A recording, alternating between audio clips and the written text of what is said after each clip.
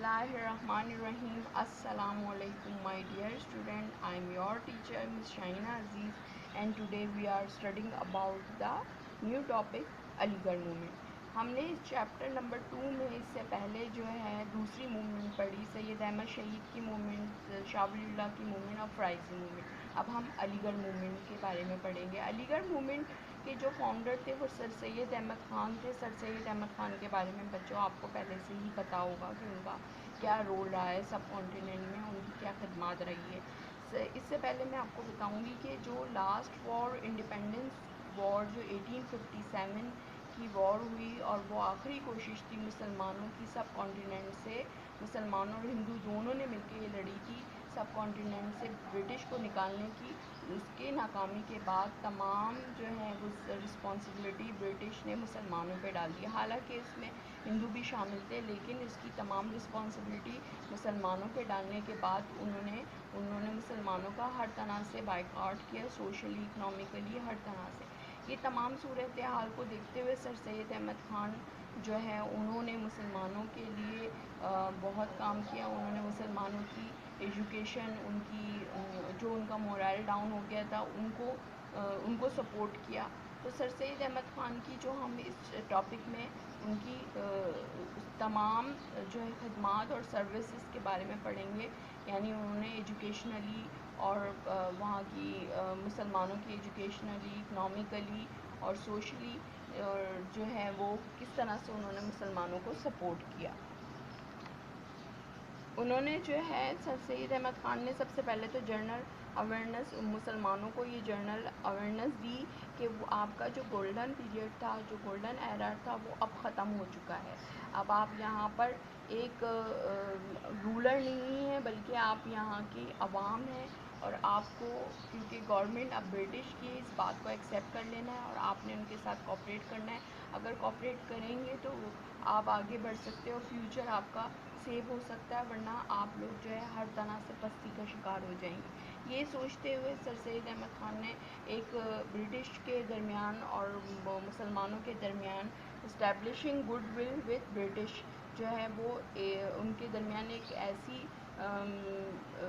Relation شپ قائم کرنے کی کوشش کی گئی اور کہ آپس میں ان کی فرینڈلی ریلیشن شپ قائم ہو سکے. اس کے لیے انہوں نے سر سید احمد خان نے اور دوسرا برٹش کے مائنڈ سے جو مسلمانوں کے خلاف جو مس انڈرسٹینڈنگ ہو گئی تھی ان کو ختم کرنے کے لیے انہوں نے ایک پمفلیٹ لکھا جس کا نام تھا the causes of Indian revolt. یعنی وہ تمام وجوہات جو کہ بغاوت کا سبب بنی وہ کیا تھی. انہوں نے یہ اس بات کے بارے میں بتایا. انہوں نے کہا کہ جو برٹش کی پرفارمنس تھی وہ ان کی پرفارمنس جو تھی وہ وہاں کے لوکل لوگوں کی ایکسپیکٹیشن کے سے بہت کم تھی. وہاں کے لوگ جو ایکسپیکٹ کر رہے تھے برٹش سے وہ کم تھی. اس کی وجہ سے لوگوں کے اندر برٹش کے خلاف نفرت پیدا ہوئی. نمبر 2 انہوں نے کہا کہ وہاں برٹش گورنمنٹ جو ہے وہ فیل ہو گئی وہاں کے لوگوں کی پرابلمس کو انڈرسٹینڈ کرنے کے لیے، جس کی وجہ سے لوگ جو ہے وہ ان سے نفرت کرنے لگے. اور پھر نمبر 3 میں انہوں نے یہ کہا کہ جو انہوں نے گورنمنٹ نے جو پروگرام بنائے تھے وہ وہاں کے لوگوں کے لیے کوئی ویلفیئر کا کام نہیں کر رہے تھے، جس کی وجہ سے لوگ وہاں پر غربت کا شکار تھے.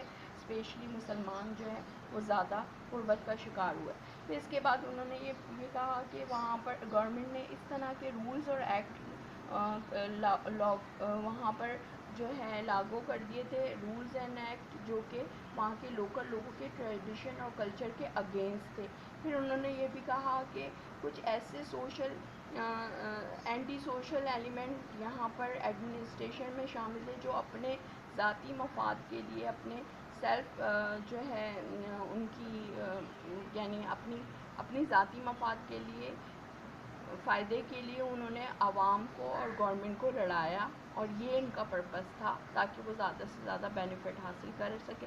یہ تمام باتیں انہوں نے ریئلائز کروائیں برٹش کو، جس کے بعد سے یہ فائدہ ہوا کہ برٹش نے جو ہے وہ مسلمانوں کی جو گورنمنٹ جاب میں مسلمان پیچھے چلے گئے تھے تو ان کو وہ جاب پرووائڈ کی گئی، جو بین لگا دیا تھا مسلمانوں کے اوپر جاب میں تو اس کو انہوں نے کھول دیا. اور پھر دوسری بات انہوں نے کیا کیا، جو مسلمانوں کی جائیدادیں ضبط کر لی گئی تھی وہ بھی واپس کر دی. تو یہ اس طرح سے ان کا یہ اہم کارنامہ تھا. اب ہم نیکسٹ یہ کیونکہ ٹاپک بہت لمبا ہے، میں آپ کو باقی جو ان کی سروس ہے ایجوکیشنل سروس اس کے بارے میں آپ کو نیکسٹ ویڈیو میں بتاؤں گی. اوکے. بسم اللہ الرحمن الرحیم. السلام علیکم مائی ڈیئر اسٹوڈنٹ کلاس 8. بچوں آج ہم آپ کو اس سے پہلے ویڈیو میں نے آپ کو بتایا تھا علی گڑھ موومنٹ کے بارے میں. ہم اسی کو کنٹینیو کریں گے. اس میں علی گڑھ موومنٹ میں سر سید احمد خان کی جو سروس تھی اس کے بارے میں ہم پڑھ رہے تھے کہ کس طرح سے انہوں نے برٹش اور مسلمانوں کے دلوں سے جو ہے وہ ایک دوسرے کے خلاف نفرت کو ختم کرنے کی کوشش کی، اور برٹش کے مائنڈ سے جو ہے مسلمانوں کی جو مس انڈرسٹینڈنگ تھی اس کو کس طرح سے دور کیا ہے. اب ہم اس ٹاپک میں ہم پڑھیں گے ان کی ایجوکیشنل سروس کیا تھی. سب سے پہلے تو انہوں نے دیکھے موٹیویشن فار ماڈرن نالج، کیونکہ سر سید احمد خان کو یہ بات پتہ تھی. اچھا، مسلمان جیسے جب برٹش نے کنٹرول سب کانٹیننٹ میں کیا تو انہوں نے اپنے جو ایجوکیشنل سسٹم لے کے آئے وہاں پر مسلمانوں نے اپنے بچوں کو یہ کہہ کر اسکولوں سے ہٹا لیا تھا کہ ہمارے جو ہیں بچے اسلام سے دور ہو رہے ہیں، جس کی وجہ سے کیا ہوا کہ مسلمان جو ایجوکیشن میں بہت پیچھے رہ گئے، اور دوسری طرف ہندوؤں نے اس کا پورا فائدہ اٹھایا جس کی وجہ سے وہ ایجوکیشن میں آگے بڑھ گئے اور مسلمان ان سے پیچھے رہ گئے، اور ہر جاب میں جو ہے پھر وہ ہندو نظر آنے لگے. تو یہ تمام سچویشن تھی مسلمانوں کی. جب جیسے ہی انہوں نے کنٹرول برٹش نے سنبھالا تو انہوں نے کیا کیا، سب سے پہلے جو ہے پرشین لینگویج، کیونکہ مسلمان پرشین لینگویج سب سے زیادہ پرشین لینگویج مسلمان جانتے تھے، تو انہوں نے کہا کہ پرشین لینگویج کو آفیشیل لینگویج ختم کر دیا اور انگلش لینگویج کو جو ہے وہاں کی آفیشیل لینگویج بنا دیا گیا، جس کی وجہ سے مسلمان جو ہے جاب لیس ہو گئے. ٹھیک ہے. تو اس صورتحال کو دیکھتے ہوئے سر سید احمد خان جب انہوں نے کیا کہتے ہیں یو کے کا جو ہے وزٹ کیا تو وہاں کی کیمبرج یونیورسٹی کا جو انہوں نے سروے کیا تو ان کو وہاں کا سسٹم بہت پسند آیا، اور پھر وہ واپس آ کے سب انہوں نے ہندوستان میں انڈیا میں ایک ایسا اسکول قائم کیا جو کہ اس کی مطلب جو کہ کیمبرج کے لیول کا انہوں نے کوشش کی کہ وہاں پر اس اسٹائل سے ایجوکیشن دی جائے. تو اس کے لیے انہوں نے کہا کہ مسلمانوں کو ماڈرن لینگویج ماڈرن ایجوکیشن جو ہے وہ سیکھنی ضروری ہے. ماڈرن کیونکہ ہم جو ہے اگر ہم اپنے آپ کو بڑھا سکتے ہیں، ہر میدان میں آگے بڑھا سکتے ہیں، تو ہم نے جو ہے آج کے دور کی ایجوکیشن حاصل کرنی ہوگی، ماڈرن ایجوکیشن، سائنٹیفک اور ماڈرن ایجوکیشن حاصل کرنی ہوگی. اس کے لیے انہوں نے وہاں پر جو ہے ایک سوسائٹی قائم کی، ایک سوسائٹی اسٹیبلش کی جس کا نام تھا غازی پور میں 1862 میں سائنٹیفک سوسائٹی. ٹھیک ہے. اور جس کا پرپس کیا تھا کہ جتنی بھی دوسری لینگویجز کی سائنسی اور ٹیکنالوجی کی جو بکس ہیں ان کا ٹرانسلیشن اردو میں کیا جائے تاکہ وہاں کے لوگوں کو وہ اس کو انڈرسٹینڈ کر سکے. ان کا یہ مین پرپس تھا. تو وہاں پر بہت زیادہ بکس کی جو ہے ایجوکیشنل بکس کی جو ہے وہ اردو میں ٹرانسلیشن شروع ہو گیا.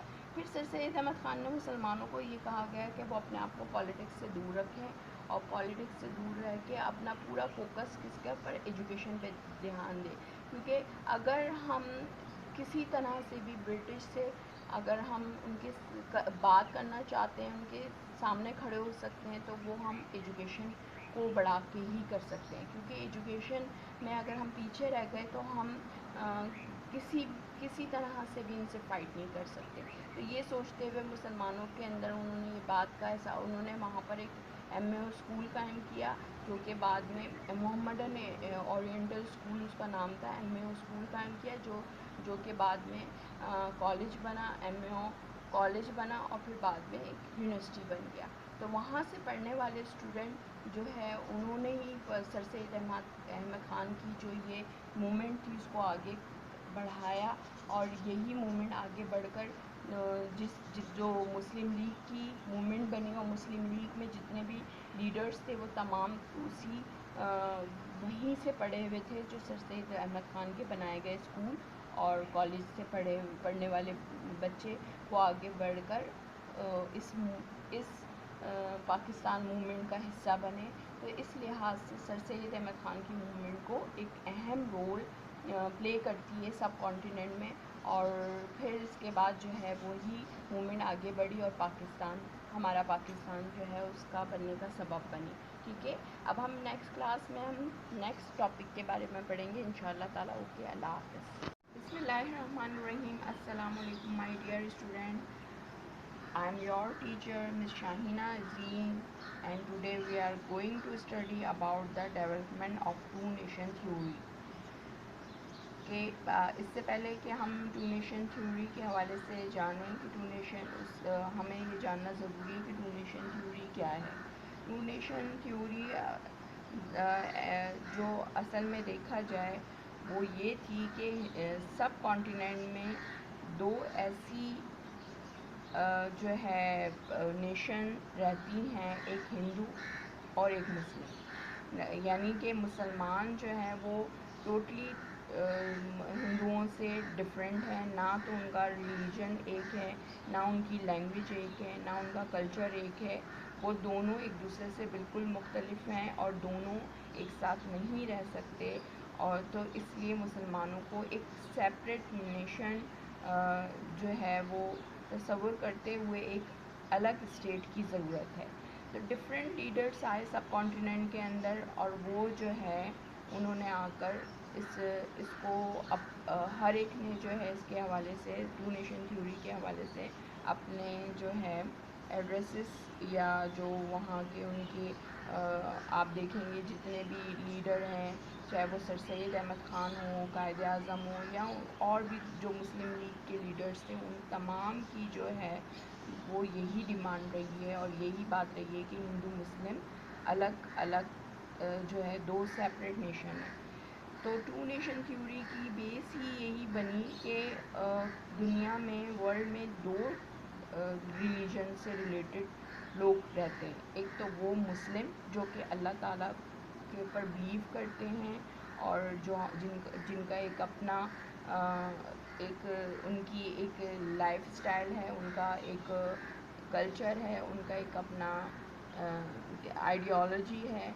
وہ اسی طریقے سے ایک وہ دوسری نیشن جو دنیا میں ہے وہ کون سی ہے, جو کہ نان مسلم ہے, جو اسلام کے علاوہ دوسری جو یعنی وہ اس کیٹیگری میں تمام وہ لوگ آ جاتے ہیں جو کہ اللہ کو نہیں مانتے. ٹھیک ہے, تو اس لحاظ سے ورلڈ میں دو نیشن ہیں, ایک تو مسلم اور ایک نان مسلم. ٹھیک ہے, تو اسی طرح سے یہی بیس بنی کہ ہندو جو ہیں وہ بالکل ٹوٹلی طور پر وہ مسلمانوں سے بالکل ڈفرینٹ ہے, ان کا کلچر الگ ہے, ان کی لینگویج الگ ہے, ان کا ریلیجن الگ ہے, ان کا بلیو الگ ہے. تو اس طریقے سے یہ دونوں ڈفرینٹ نیشن ہیں اور دونوں ساتھ نہیں رہ سکتی.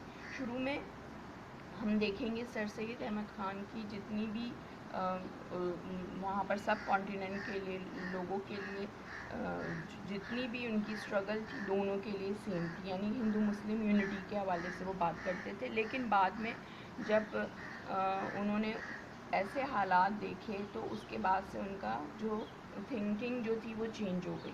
تو شروع میں وہ ہندو مسلم یونٹی کے حوالے سے وہ دیکھتے تھے, اور ان کی تمام اسٹرگل تھی, تمام کوششیں تھی, چاہے وہ ایجوکیشنل ہو یا کوئی بھی کسی قسم کی وہاں کی حوالے سے ان کے رائٹس کے حوالے سے, وہاں کے سب کانٹیننٹ کے رائٹس کے حوالے سے وہ دونوں کے لیے تھی, ہندو اور مسلم دونوں کے لیے تھی. لیکن جب ہندوؤں نے مسلمانوں اردو لینگویج کے اگینسٹ ایک کیمپین چلائی کہ اردو کو ختم کر کے وہاں پر ہندی رائج کر دی جائے, تو اس کے بعد سے سر سید احمد خان کی جو ہے تھنکنگ وہ چینج ہو گئی اور انہوں نے صرف مسلمانوں کے لیے کام کیا. سر سید احمد خان کے بعد جو ہے نمبر آف مسلم لیڈرز جو ہے سب کانٹیننٹ کے, ان میں کون کون سے بہت سارے نام آتے ہیں, جس میں عبدالحلیم شرر, مولانا محمد علی جوہر, چودھری رحمت علی اور قائد اعظم اور دوسرے ڈفرینٹ لیڈرس ہیں. ہم ان کی ایڈریسز کو دیکھیں تو ہمیں وہاں پر جو ہے ان کی اس کے حوالے سے نظر آتا ہے کہ ہندو اور مسلم دو الگ الگ نیشن ہیں اور وہ ایک ساتھ نہیں رہ سکتے. ٹھیک ہے.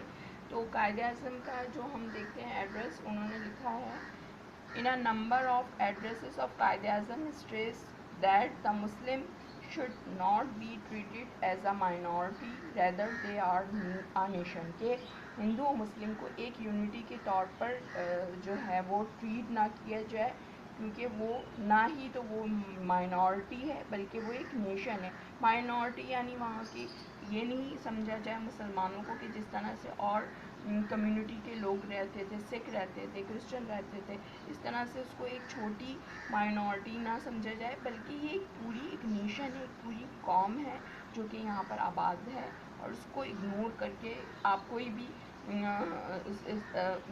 وہاں پر کوئی بھی ایسا کیا کہتے ہیں کانسٹیٹیوشن نہیں بنا سکتے، یا کوئی بھی ایسا آپ نہیں سوچ سکتے، وہاں کا فیصلہ نہیں کر سکتے سب کانٹیننٹ کا، جس میں کہ مسلمانوں کی بات نہ کی جائے، کیونکہ مسلمان ایک بڑی یونٹی ایک بڑی نیشن کے طور پر سب کانٹیننٹ میں رہتے ہیں. سب سے زیادہ میجورٹی میں وہاں پر ہندو تھے اور دوسرے نمبر پہ کون تھے؟ مسلمان تھے. اور مسلمانوں کا جو اسٹیٹس کو بھی دیکھا جائے، کیونکہ مسلمان وہاں پر سب کانٹیننٹ میں کیا تھے، وہاں پر انہوں نے ایک 1 سینچری تک وہاں پر حکومت کی ہے. اس بات کو نظر انداز نہ کیا جائے، بلکہ مسلمانوں کو اس کے حوالے سے دیکھا جائے کہ مسلمان یہاں پر ایک ان کی حکومت رہی ہے، اس کو نظر انداز نہ کیا جائے، اگنور نہ کیا جائے. He maintain that are just political solution of the political deadlock of the subcontinent. انہوں نے کہا کہ کوئی اس جو ہے یہاں کا ایک ایسا پولیٹیکل سولوشن نکالا جائے کہ جس میں مسلمانوں کو ایک مائنورٹی نہ سمجھا جائے بلکہ ایک نیشن کے طور پر سمجھا جائے اور ایک سیپریٹ نیشن کے طور پہ سمجھا جائے. ٹھیک ہے. تو اس طریقے سے انہوں نے برٹش کو یہ بات ریئلائز کروائی کہ مسلمان ایک اپنی ایک بڑی نیشن ہے اور اس کو دیکھا جائے، اور اسی کی بیس پر انہوں نے وہاں پر مسلمانوں نے ایک اپنی ایک سیپریٹ جو کہ ایک پولیٹیکل پارٹی تھی وہ قائم کی، جس کا پرپس کیا تھا کہ مسلمانوں کے رائٹ کے حوالے سے بات کی جائے. تو اس کے بارے میں آپ کو نیکسٹ ویڈیو میں بتاؤں گی. اوکے. اللہ حافظ.